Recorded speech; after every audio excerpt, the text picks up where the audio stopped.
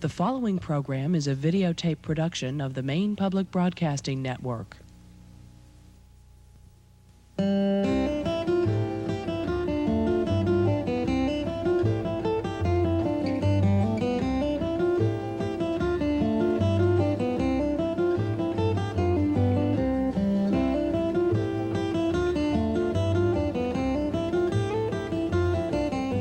Charlie had a heron ware down to Bailey's Bite, and he got up to tend it in the middle of the night. Late October, midnight, black as tar. Nothing out the window but a big cold star. House like a cemetery, kitchen fire dead. I'm damn good mind, says Charlie, to go back to bed. Man who runs a heron ware, even on the side, is nothing but a slave to the goddamn tide. Well, a man feels meager. A man feels old in pitch black midnight, lonesome and cold. Chills in his stomach like 40,000 mice, and the very buttons on his pants, little lumps of ice. Times he gets to feeling it's no damn use, so Charlie had a pitcher full in his orange juice. And he felt better than he had before, so he had another pitcher full to last him to the shore. Down by the beach rocks under a tree, Charlie saw something he never thought he'd see. Sparkling in the lantern light as he went to pass were 3 big diamonds in the frosty grass. He said, diamonds? Where'd they come from? I'll pick 'em up later on. I always wanted some. Then he hauled in his dory. She felt light as air, and in the dark midnight rode off to tend ware. Out by the ware gate, Charlie found an old sea serpent swimming round and round. Head like a wash tub, whiskers like thatch, breath like the flame on a Portland star match. Black in the lantern light, up he rose, a great big barnacle on the end of his nose. He looked Charlie over, surly and cross. Them fish you got shut up in there belongs to my boss. Fish, says Charlie. Fish in there? Why, I ain't caught a fish since I built the damn ware. Well, says the sea serpent, nevertheless, there's 10,000 bushels at a rough guess. Charlie moved the lantern, gave his oars a pull, and he could see that ware was brim belay full. Fish rising out of water 1 trillion at a time, and the side of each and every one was like a silver dime. Well, says the sea serpent, what are you going to do? They're uncomfortable, and they don't belong to you, so open this contraption up and let 'em go. Come on, shake the lead out. The boss says so. He does, says Charlie. Who the hell is he thinks he can set back and send word to me? Sea serpent swiveled round and made a water spout. Keep on, brother, and you'll find out. Why, Charlie says, you're nothing but a lie. So old you're hoary. So take your dirty whiskers off the gunnel of my dory. Sea serpent twizzled, heaved underneath, skunned back a set of sharp yellow teeth. He came at Charlie with a gurgly roar, and Charlie let him have it with a portside oar. Right on the noggin, a hell of a knock, and the old sea serpent sank like a rock. So go on back, yells Charlie, and tell the old jerk not to send a boy to do a man's work. Then over by the ware gate, tinkly and clear, a pretty little voice said, Yoo-hoo, Charlie dear. Now what, says Charlie, this ain't funny. And the same sweet voice says, Yoo-hoo, Charlie honey. There on the seine pole right in the ware was a little green mermaid combing out her hair. All right, says Charlie, I see you, and I know who you come from, so you get too. He let fly the bailing scoop. It landed with a clunk, and when the water settled, the mermaid, she had sunk. Then the ocean moved behind him with a mighty heave and hiss, and a thundery, rumbly voice remarked, I'm goddamn sick of this. And up come an old man, white from top to toe, whiter than a daisy field, whiter than the snow, carrying a pitchfork with 3 tines on it, muttering in his whiskers and madder than a hornet.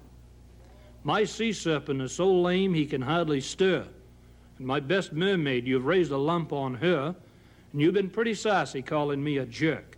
So now the old man has come to do a man's work. Look, says Charlie, why don't you leave me be? You may be the hoary old man of the sea, but I got a run of fish here shut up inside. You keep frigging around, you make me lose the tide. The next thing Charlie knew, he was laying on the sand. The painter of his dory was right beside his hand. He could see across the bay, calm and still and wide. It was full daylight, and it was high tide. Says Charlie, what am I about? The oars weren't wet, so he hadn't been out. Oh, he thought, diamonds under a tree. Seems to me I found some. I'd better go see. But he couldn't find any, not one gem. Only 3 little owl dungs with the frost on them.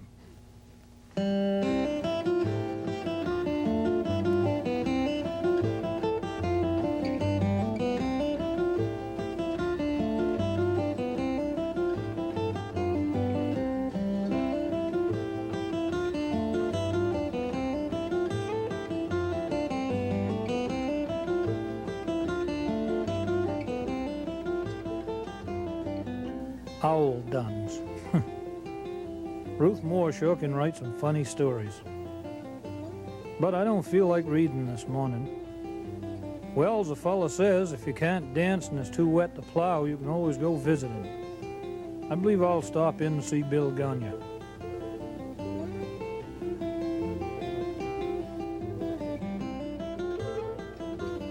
Well, I understand we're going to have a moose season in Maine this year. You ever done any moose hunting? Yes, I used to do some moose hunting up in Newfoundland and Labrador. But the last moose I shoot a few years ago weighed about better than 1,200 pounds and over 2 miles from the camp, and I thought no more of that. So from now on, I just soon watch it run around, and I enjoy that more better than have it in my freezer. Yeah, I like the moose meat, all right. Oh, remind me, I heard a story about a moose. I don't know, did you ever hear that? This fellow from Hartford, Connecticut, he was a sportsman and he wanted to go deer hunt. So he write an answer to advertise in a magazine to go up to Moosehead Lake hunt. So he get a letter back 2 or 3 days behind that and say the best time come going to be the 1st November. Going to be open season that time. So he make a reservation for that. So when it come to the last day before November, he load all the stuff he got, put that in his automobile, and he start for Bangor. Well, he got so far as Portland and start for snow a little bit. He didn't like that pretty good, but it didn't snow too hard enough, so he keep go. But when he get to Bangor, it was snow hard like anything, and he looked the map, he got it. He got another 75 miles to went too.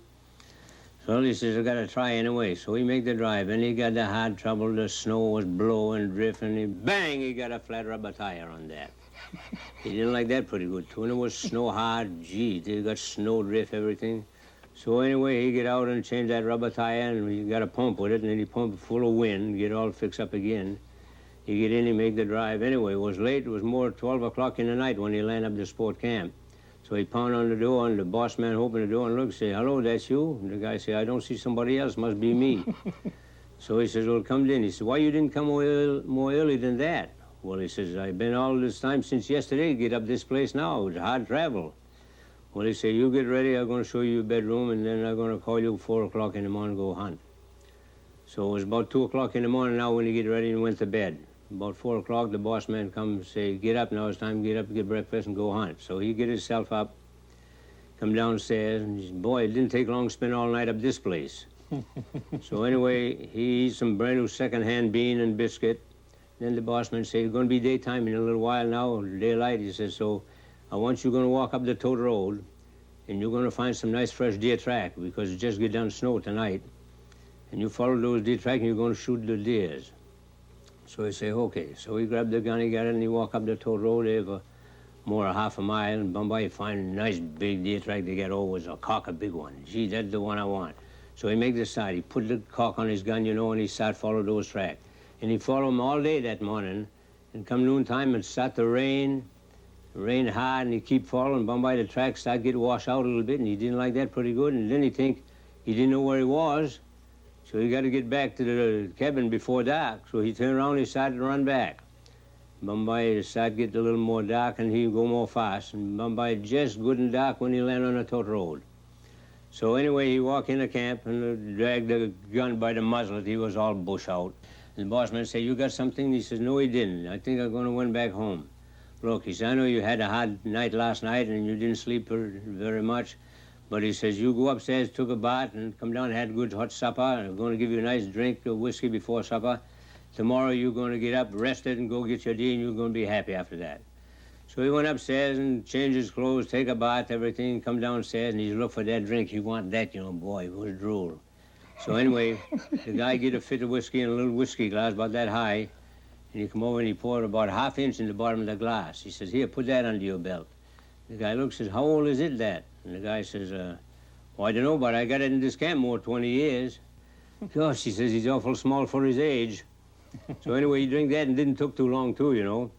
But then he sit down and eat a good supper, baked bean and biscuit again, and when he get all done, he stand himself up and he says, oh, well, I'm gonna went to bed, I guess, now and get ready. And he look on the wall, gee, they got a great big moose's head hang on the wall. He look on that and he say to the boss man, did you shot that? And the guy said, no, I didn't. He said, why you get it? Somebody give you that? No. He said, last fall, he said, I was painting, do some work around the camp here. He says, and one night while I was painting the floor, I hear a noise in the window and look, and that moose got his face stick right in the window. Gee, I was scared like anything. I blew out the lamp and went to bed, and the next this morning, the mooses was gone. But that night he come back again. He come back every night for about a week, about 9 o'clock in the night. And all once one day the game warden come by, and I was told him about that. And he said, did you shot it? And I said, oh, no, you can't shot that. It'll close season on it. He said, that's right. He said, look, you painted on it. You must have some turpentine. Oh, yeah, I got 5-gallon can of turpentine. Well, he said, look, you put some in a tin can tonight, and you put that someplace where you can get it quick. And if that moose come back again, you grab that tin can and go to the window and throw that on his face. That's going to burn his eye and his mouth so bad, he's going to run away. He ain't going to come back again. So the game warden left. He says, and that night I was working around, and sure enough, the moose come back again. So I went over and grabbed that can of turpentine. I sneak up by the window, and he says, I wind up and let it went. And then instead of hit that moose in the face, he turned around quick, going the other way, and it hit him right under the tail.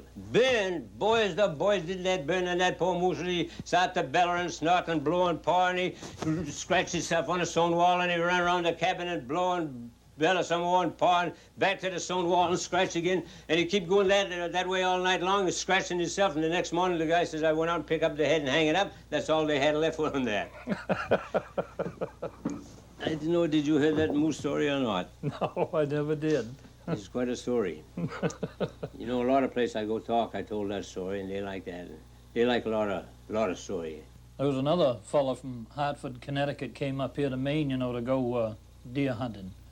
And he get into this hunting camp, and there was a whole bunch of other hunters there, and he was the newest man in the crowd, and he'd never been in the woods before in his life. And it was dark. And he was scared of Maine woods. But it was his turn to go get a bucket of water. Well, he didn't want to go, but he took that bucket anyway, and he went down to the pond to get a bucket of water for the camp. A few minutes later, back he come, and he took the door right off the hinges when he came in through, and he was scared to death. His eyes was walled right out like 2 doorknobs, and he'd lost the pail. And the guide says, what's the matter with you? Well, he says, when he got his breath back, he says, there's a bear in that pond. Well, the guide says, hell, that bear is at least as much afraid of you as you are of him. The tenderfoot, he says, well, if that's the case, that water ain't fit to drink anyway. Oh, boy. This guy had an airplane, and he was down at the airport flying around, and he had enough, so he come down and he land and run away, and then he taxi cab up to the hang-up, and he would go put his plane away. And he started to walk over toward his automobile, and he looked, he see somebody was coming toward it. He didn't know who it was, but he think he did. That looked like somebody I used to know who is it. So when he get more near enough, it was the guy who think it he is, too. So they shake hand. They was in the First World War #2 together, you know. They shake hand and talk, reminisce about this, that, and something else. And anyway, after a while, the guy say, Harry, he says, you like to fly? No, not me. He says, you don't? No. He says, boy, I like that. He says, I got a plane. He says, come on, I'm going to take you for a ride. Oh, no, he says, I'm afraid of those things. Look, you don't want to be afraid of that. One of the most safe thing they got in the world today, airplane. Million of those things. Oh, gee, I don't know. He says, come on, don't be chicken. I'll take you for a little ride. He said, and won't be long, and I know you're going to like that. Well, he coaxed it far enough anyway, so after a while he said, okay, you're going to try it. So they both get in the airplane, and he taxi cab out to the runway and warm it up a little bit. Didn't take too long. It was already hot. So when he started winding up and he take off, and gee, they went way fly high in the sky, and it was a nice clam day, you know, the wind didn't blow. She was pretty like anything. They float along good, and they keep talking. Bombay, they fly over athletic field.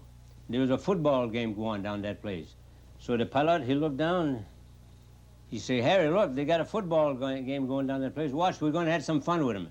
So and you make the dive like that and go way down, almost down the ground, and everybody they run, they think they're going to be a crack up, you know, and gee, then he scoop up quick like that, and he float up around, and when he get way high again, he's there. How you like that? Boy, he said, I bet you half the people down that place thought there was going to be an accident.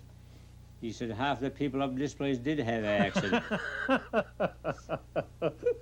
That story always will go good. I don't know, did you hear the one about the reporter? No. This, you know, a reporter, that's the guy who writes something for the newspaper. Yeah. He got something to write about. Well, anyway, this guy was one of that. So anyway, today he's going to have a different story. So he went down to the old man's home. He walked in, they got 3 old gentlemen there. 2 was play cribbage, and the other guy sit at the table, read a book or something. And so he walked up one to the guy, and he says, well, Grandpa, he says, how old you are? And the old guffer looked up, and he says, I'm 87. Boy, that's a pretty good ripe old age. What is it you attribute your longevity on that? Well, tell you, she's led a pretty good, clean life. Never worked too hard.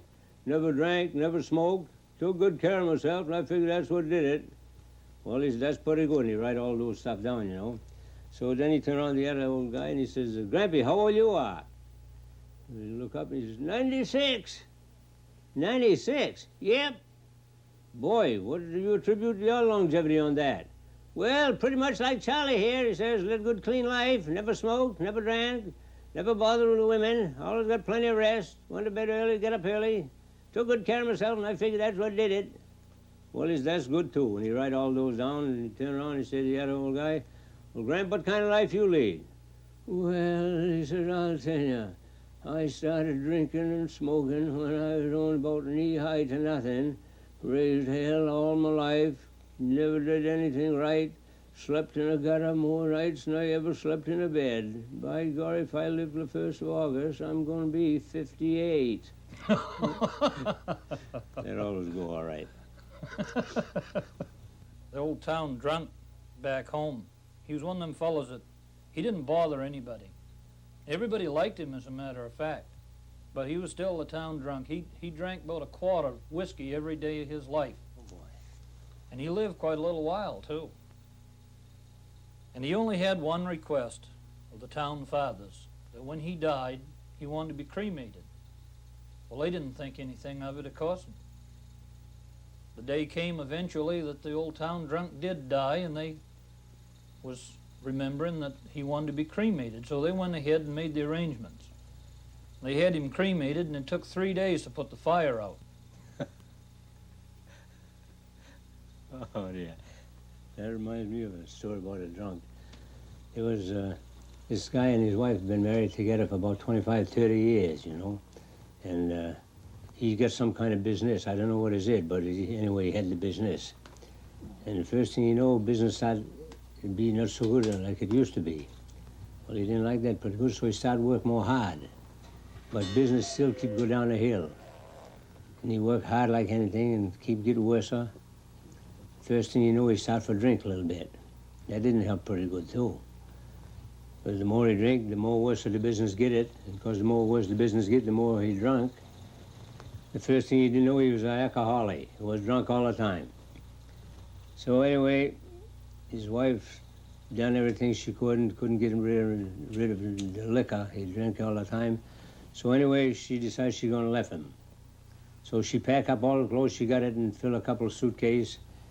And then she'd stop and think, it's kind of too bad after you've been married with one guy for 25, 30 years and go left it like that. She said, I'm going to try one other thing. So she put the clothes away and she went down to see the minister. She told the minister the trouble she got it and I know he can prescribe something that she's going to do that's going to save the marriage. Well, he say, he drunk all the time, he says. She said, yes. He said, did you try to broke it? Broke it. She said, I done everything but broke that neck he got. Well, yeah, but did you try something else? She says, look, I make him sleep on a porch. I knock him down. She says, I scold him. I do everything. Don't never mind. He drunk. He come back home drunk just the same. Well, he said, did you try to be good with him? She said, how you can be good somebody you don't likes it? Well, he says, you must have liked the guy one time you married. Yeah, but he didn't drink that time, and now he do. Yeah, but he says, why you don't try to be good with him? And maybe the surprise is going to shock him so much he's going to stop drink. Well, she said, I don't believe that's going to work, but I'll try it. So she went home. Like all the other time, she do the housework, something. He come in, went right upstairs, the bathroom, change his clothes, shave, and fix his haircut. Come downstairs, grab the doorknob, and he says, I'll see you later. And how'd he go? She says, that's the last time I'm going to see it sober again. So she put her on in the evening, then watched television a while. Along about 10 o'clock, she blew out the lamp. She sit in the window and watch. 11 o'clock, he didn't come yet. 12 o'clock, he didn't come again. 1 o'clock, he didn't come that time. About 2 inches before she see him come up the sidewalk. Drunk like a teddy bear. He got all the sidewalk and half the road with him. Bumping a telephone pole, stop and excuse himself. Start again. Oh, did he have a load on? Oh, my gosh, she said, I got to go face the music again. So she get up, opened the door, and went down the step and go down the sidewalk to meet it. She said, oh, Harry, you don't feel pretty good, huh? Oh, he says, I'm all right. She says, look, now, you put your arm around me, now I'm going to put my arm around you, the other arm around the fence, so we all three ain't going to fall down. And she's helping along and got a hard trouble. She get to the doorstep, but she get him up over that in a while and in through the door. And when he got that far, she push it. He landed right in a big easy chair. Thank God for that, she said. So she went in and take off the 2 shoes, put on the bed slipper, take off the necktie and unbutton his shirt. Then she went upstairs to the bathroom and get a dish rag with cold water and wash his 2 face and hand and comb the haircut. And there, she says, you look more better already, honey. Come on, sweetheart. She said, we're going to go upstairs and go to bed now, and tomorrow morning you're going to feel all like a brand new man. Well, he says, I might as well, so I'm going to get hell when I get home anyway. This fella, he went in, he was a little Frenchman. He was only about that old. And he walked in the saloon, and he throw 25 cents on the corner there. He said to the bartender, I'd like to have a glass of beer. So the bartender pump him one of that, and he slide the glass over, and the little Frenchman reach up and grab that glass and take a slip in it, put that back, and then he put his feet on that handlebar on the bottom there. And he was smacked his lip, you know, like that. And about that time, the big guy right near him, he chopped up. Down the poor guy went just like a bag of rock. And he looked up, he said, why you done that? And the big guy laughed. He said, that was karate from China. The little Frenchman, he didn't like that pretty good. Anyway, he reached up, took the glass, took another slip, put that back again. He put his feet on that handlebar again, and he think, I wonder why, cause he done that. About that time, chop, and down he go again. Poor little buggy turned around, and why you done that? The big guy laughed, and he said, that was judo from Japan. The little Frenchman, he didn't like that so good, he did the first one. He reached up, took the glasses, and he drank them all, and he put that back again, and he ran out to his automobile, and he come back in with a paper bag in his hand. He sneaked up behind that big guy, and he clunk! Gee, the guy went down like I'm dead. The Frenchman said to the bartender, when that guy come to, tell him that was a tire iron from Sears Roebuck. Oh, boy, you know, I want to start to tell a story. I don't know if to stop it, so I might as well keep going. When you got enough, you can tell me about that. There was a fellow one time, he didn't have a job anymore. He used to had one, but he lost it, so now he ain't got one. And he couldn't find one. He answered all the advertised they got in the paper, but nobody, they didn't hire it. So Bombay didn't have something to eat, so he go down to City Hall. And he go see the city management, and he say, Mr. Management, he says, had some help. He says, I got a family and my wife, and I ain't got a job, and I can't feed it. I ain't got something else to eat, so I wish you were going to help me. The guy say, well, did you try to get a job? He said, I try everything. Anyway I hear about a job, I go look for that, but I can't get it. Well, he said, did we give you a job, work for the city? Did you will took that? Yeah, sure. Well, okay, you come in tomorrow morning, we're going to give you a job. So the next morning, he came in, and the boss say, you're going to come with me today. So he took it in a pickup truck with him, and he went away up to the town line. And he get out, and he say, now I want you to take that bucket of paint and that 3-inch brush, and I want you to paint a white stripe right down the middle of the road all the way across town to the next town line. Okay. So he painted all that day, and late that afternoon, the boss think about the guy, and gee, I gotta go see what he done. So he went up and looked, and the guy was a good worker. He painted a strip 3 miles long that day. Boss said, boy, that's a big day's work. So he went home. The next morning when the guy come in, the boss say, you go pick up where you left off yesterday. Okay. So he went up, and that day he painted again, and when come night, the boss went and looked, and he painted 2 miles that day. So that's all right. The next morning he said to him, you go back to the same place where you left off. And he done that. So late that afternoon, the boss went over to see what he done. That day he only painted 1 mile. He said, I wonder what happened. 3 miles one day, 2, and then 1. So he drove down to the guy's house, see it. The guy come to the door and he said, you like your job, paint? Oh, sure, anything. He says, you like that? And the guy says, yeah, you done a nice job. Well, he says, thank you. He said, that first day, he says, you paint 3 miles. Yeah, that's good? Yeah, very good. Well, he said, thank you. He said, yesterday you paint only 2 miles. Yeah, that's good? Yeah, that's good too. Today you only paint 1 mile. What happened? What happened? Don't forget, he says, my paint bucket is 6 miles up the road. I tell you a cute little story. Somebody asked me, I say that. There's a teacher one time in a schoolhouse. She asked all the kids that they're going to be good that morning, study hard and don't whisper and mind their own business. And this afternoon she says, I'll take you to the zoo. So the children all buckled down, you know, and they study hard and they didn't whisper. They was good kids. So it's after dinner time, the teacher says, well, to the kid, now, you was good this morning, and I told you I'm going to take you to the zoo, so I'm going to take you with it now. She says, ain't too far enough to the zoo, so we're going to walk. So they all follow the teacher and walk up the sidewalk a little way, and they come to the zoo. They walk in, they got a big elephant in the cages, and so she says, one of the kid, what kind of animal is that? And the little boy looked, he said, that's an elephant. She says, how you know that? He said, I can tell it was a great big animal with big flappy ears and a tail on both ends, you know. She said, that's elephant. So they went to the next cage, and there was a tiger, and she said to one of the kids, what kind of animal is that? And the little boy looked and said, that's a tiger. She says, how you know that? He says, because it's built just like a great big cat, and it got stripes go all around it. That's a tiger. She said, yeah, that's right.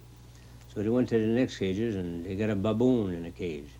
So she said to one of the kids, she said, what kind of animal is that? And the little boy looked, and, I don't know. She said, you don't know what is it? She said, no. Well, tell me. She says, you tell me what is it. He said, I don't know what it is, too. She said, you don't know what that animal? He says, no. Well, come. She says, somebody must know what is it. She says, you know what it is? Somebody put up the hand. She looking by this little girl. She put up the hand like that and then take it down again.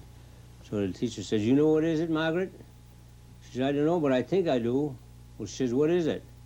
She said, well, I think by the expression on his face and the calluses on his rear end, she says, I think it must be a truck driver.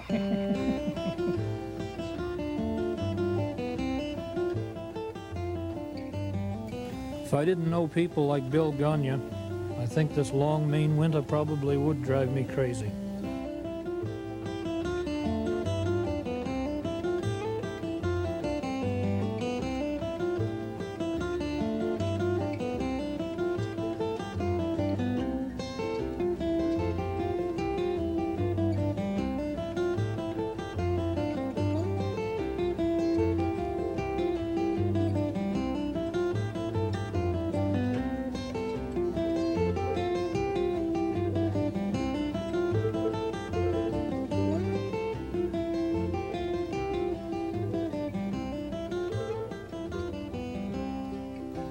The Ballad of the Night Charlie Tended Ware is from a collection of ballads by Maine author Ruth Moore. The collection is entitled Cold as a Dog in the Wind Nor'east and was copyrighted by the author in 1958.